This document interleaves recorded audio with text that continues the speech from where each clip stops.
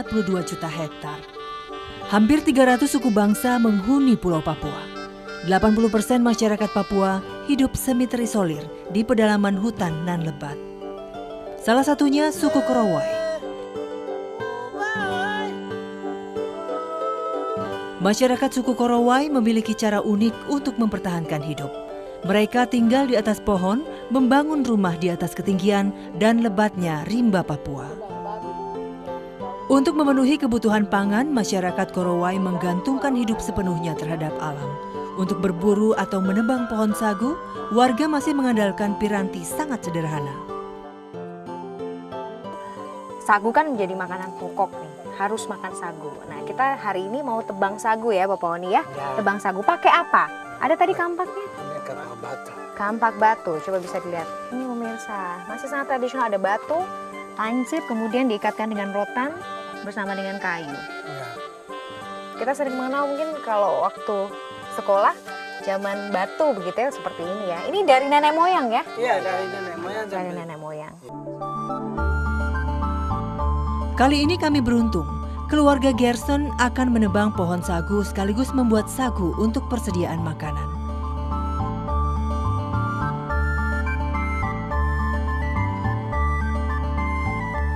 Saya bersama semua anggota keluarga menerobos belantara hutan untuk memilih sagu yang akan ditebang. Seperti biasa, medan rawa yang becek menjadi sahabat selama perjalanan. Semua anggota keluarga sudah siap dengan alat masing-masing. Langkah kaki mereka begitu cepat, membuat saya kewalahan mengimbangi langkah mereka.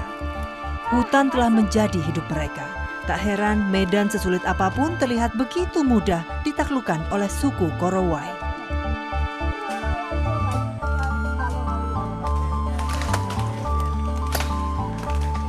Ini di belakang saya ada pohon sagu. Ini yang nanti mau kita tebang, ini yang mau kita olah, ini yang mau nanti dimakan. Wow, makanya butuh banyak orang untuk bisa menebang pohon sagu yang besar ini. Yuk, semangat!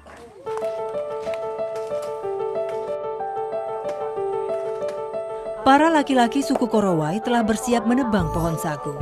Dalam tradisi masyarakat Korowai, para laki-laki hanya bertugas untuk menebang sagu. Selebihnya urusan memanggul dan mengolah sagu merupakan pekerjaan kaum perempuan. Untuk menebang pohon sagu, warga hanya mengandalkan linggis kayu sederhana.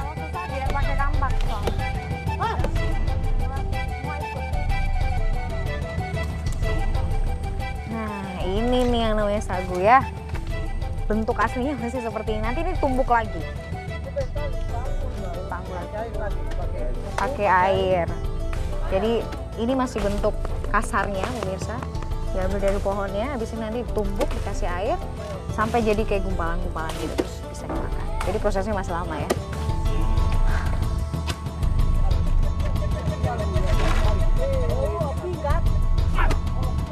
Proses penebangan pohon sagu terbilang menarik.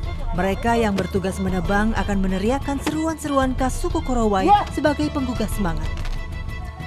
Pekerjaan berat semacam ini telah biasa mereka lakoni. Tidak butuh waktu lama bagi mereka untuk menumbangkan sebuah pohon sagu.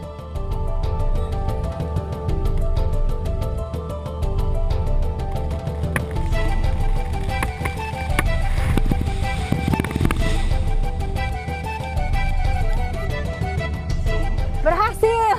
Satu pohon tumbang. Tapi pekerjaan masih belum selesai, masih panjang. Yuk.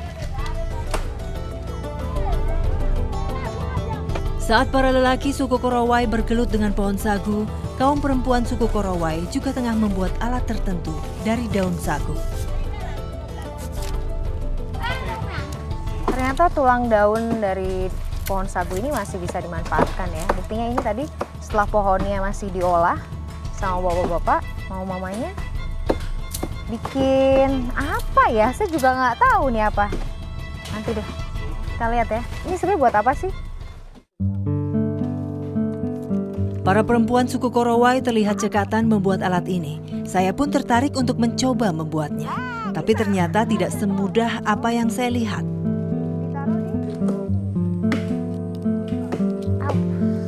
Au, berdarah. Tajam ternyata. Au. Wah, nggak segampang yang dilihat ini. Mama duluan tahu, sudah persiskan sendiri, tapi Ma tidak tahu. Tidak tahu, jadi ternyata tajam banget. Aduh, Karena tangannya gagal. serahkan sama ahlinya saja ya, serahkan kepada ahlinya saja. Kita tinggal.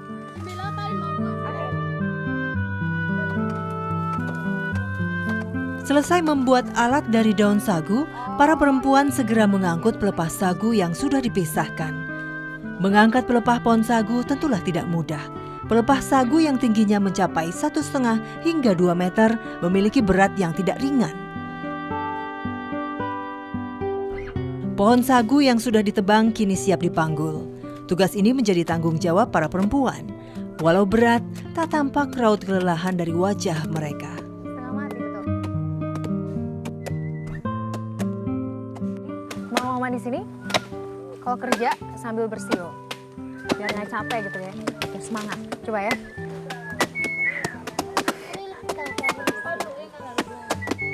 Tapi luar biasa pekerjaannya.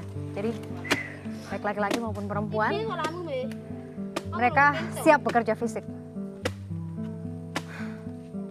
Kalau ngebayangin kita kalau mau makan, tinggal ambil. Seperti inilah mereka gitu.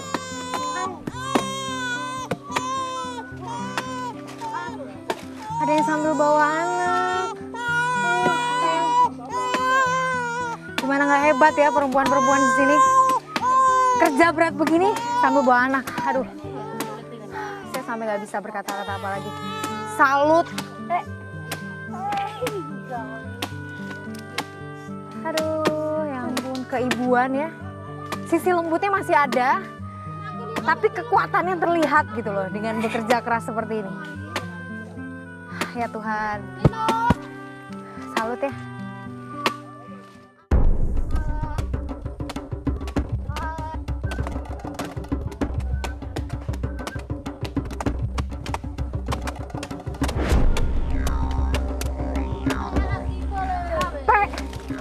Belum ada 10 menit udah capek.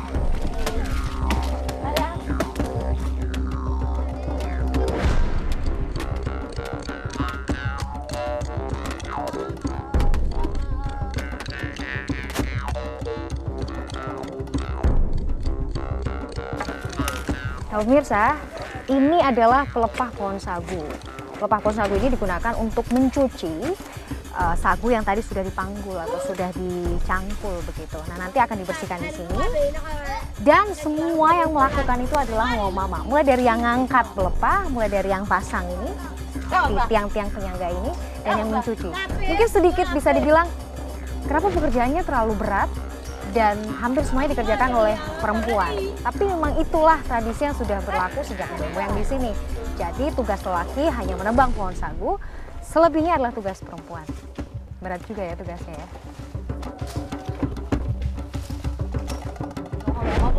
Coba kita angkat ya. Coba. Ini berat, ini serius berat banget. Dan ini dibawa sama mama.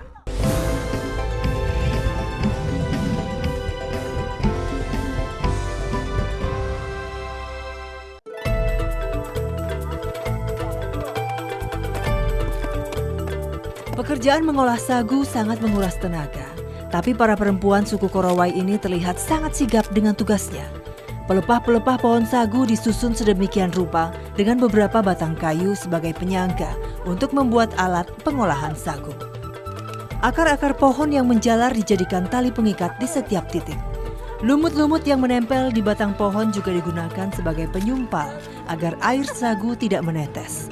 Sungguh pekerjaan yang tidak mudah. Nah, ini dia ternyata.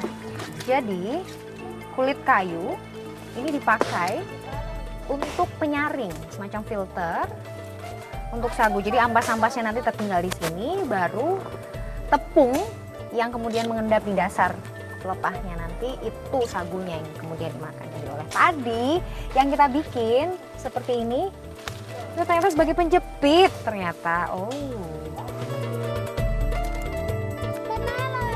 Setelah piranti pengolah sagu siap, sagu-sagu lantas dimasukkan ke dalam pelepah sagu. Pengolahan sagu harus dilakukan di dekat sumber air. Hal ini untuk memudahkan proses pemerasan sagu. Hampir di sebagian besar hutan Papua, air sungainya berwarna coklat kemerahan. Warna coklat ini berasal dari campuran akar-akar pohon hutan dan air yang mengalir. Ya seperti inilah prosesnya untuk pembuatan sagu. Teknik pemerasan sama kayak meresanten sih gitu. Tapi kalau bayangin dari awal sampai akhir memang rumit, panjang. Tapi luar biasa. Luar biasa pusing. Butuh kesabaran tinggi pada tahap pemerasan sagu. Semua parutan sagu harus diproses. Di bagian bawah terlihat sagu sudah mulai mengendap. Walau kaya akan karbohidrat, sagu sebenarnya minim kandungan gizi. Tapi apalah mau dikata, tidak mudah bagi mereka untuk mendapatkan bahan makanan lain seperti ubi maupun beras. Mereka harus mengumpulkan uang dan berjalan puluhan kilometer untuk sampai ke pemukiman lain untuk membeli ubi atau beras. Sagu pun akhirnya menjadi pilihan paling realistis bagi mereka.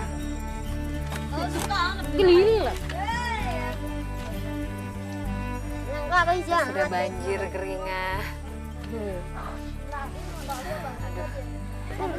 Tidak bisa berkata apa-apa lagi.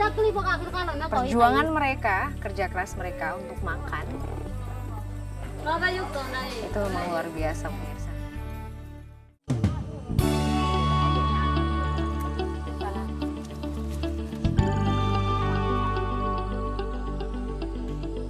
Oke, kali ini proses pembuatan sagu kita lumayan, dapat 2 noken. Coba kita angkat ya. Coba. Ini berat, ini serius berat banget. Dan ini dibawa sama mama. Gila.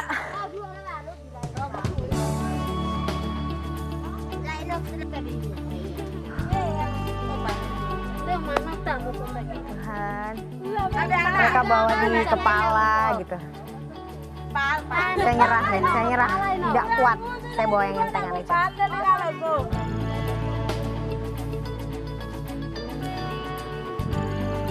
Bukan hal mudah membawa belasan kilogram sagu yang bertumpu di kepala serta harus melewati jalan rawa yang berlumpur.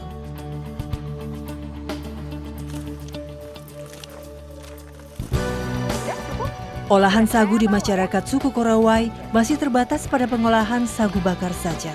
Pembuatan sagu bakar dimulai dengan mengumpulkan daun sagu yang digunakan sebagai pembungkus. Semua aktivitas pembuatan sagu bakar dilakukan di rumah tinggi.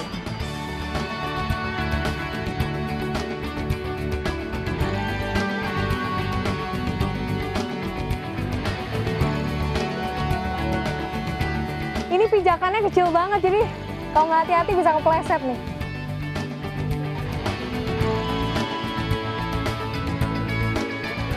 Proses pemasakan sagu bakar dimulai dengan menghancurkan bongkahan sagu yang sudah mengering. Sangat sederhana, sagu ini lantas dihaluskan dengan batu dan dicampur sedikit air. Sagu ini pun sudah siap dimasak. Sagu yang sudah dihaluskan dibungkus dengan daun sagu dan dibakar di perapian.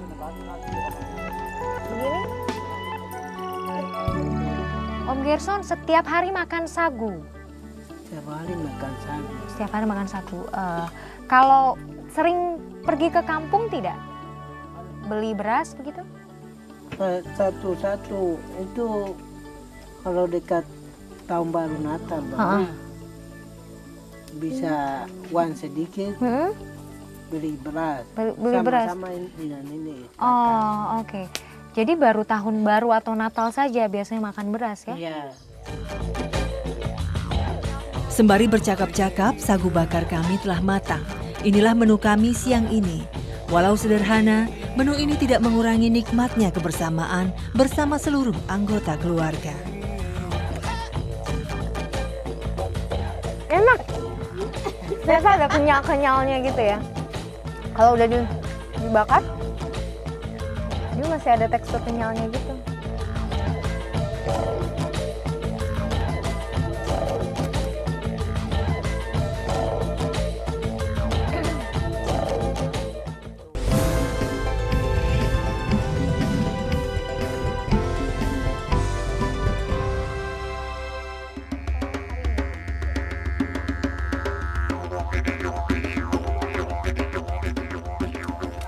Selain mengandalkan sektor pangan dari sagu, masyarakat Korowai juga berburu untuk mendapatkan tambahan persediaan makanan.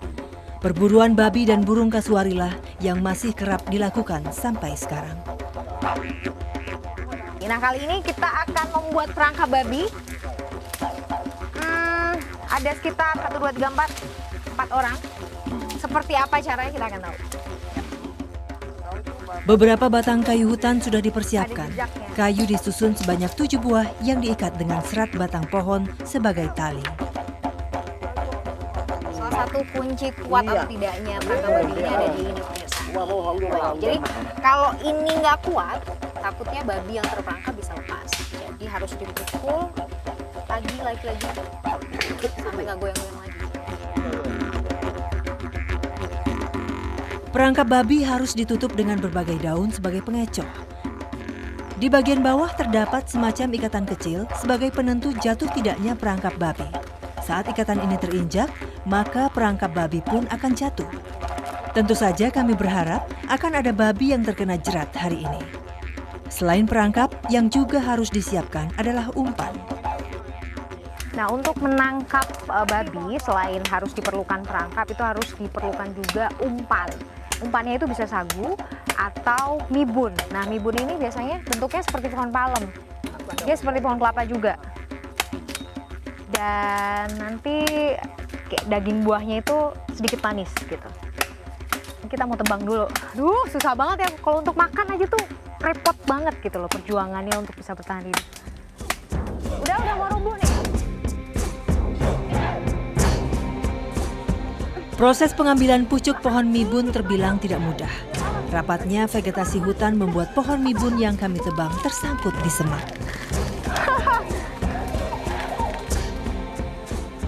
Nih, batang pohon mibun yang juga dimakan, bisa langsung dimakan dan bisa jadi umpan babi.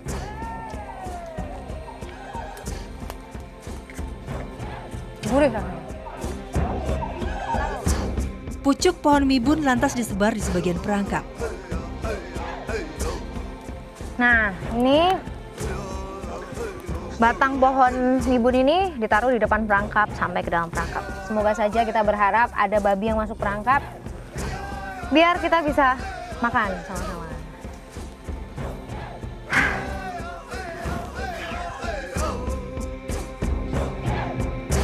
Sesaat kemudian, dari kejauhan terlihat seekor babi besar yang mendekat.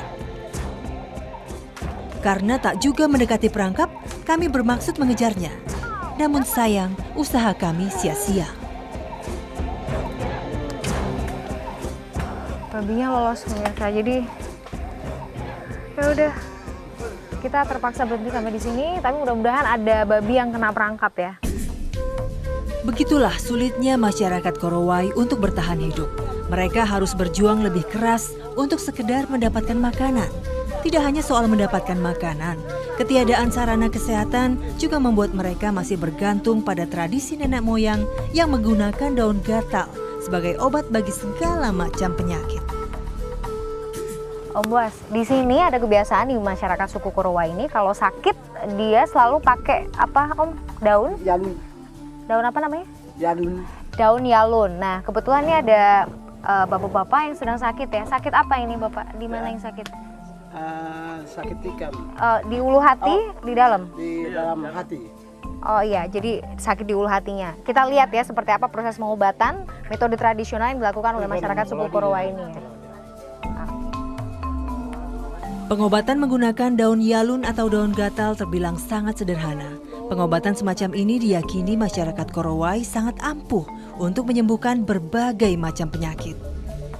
Daun dioleskan ke tubuh pasien oleh warga yang dipercaya memiliki keahlian mengobati orang yang sakit. Ini bukannya gatal ya? Gatal. Gatal sekali. Nah, suku Korowai biasanya memakai daun ini untuk apa aja? Penyakit apa? Ini penyakit apa saja semua dari dulu. Malaria? Malaria, tikam, Sakit dalam? sakit dalam, Digosok-gosok kayak tadi gitu? kepala sakit, semua yang sakit kita pakai ini. Cuman pakai obat ini aja ya? Pakai obat daun ini ini aja aja. ya? Tanah Papua yang indah dan penuh potensi keragaman hayati memang menjadi permata yang harus dikelola dengan baik demi kesejahteraan penduduknya. Namun ironinya, di tanah nan kaya inilah, sebagian besar penduduknya masih jauh tertinggal dan tidak tersentuh pembangunan.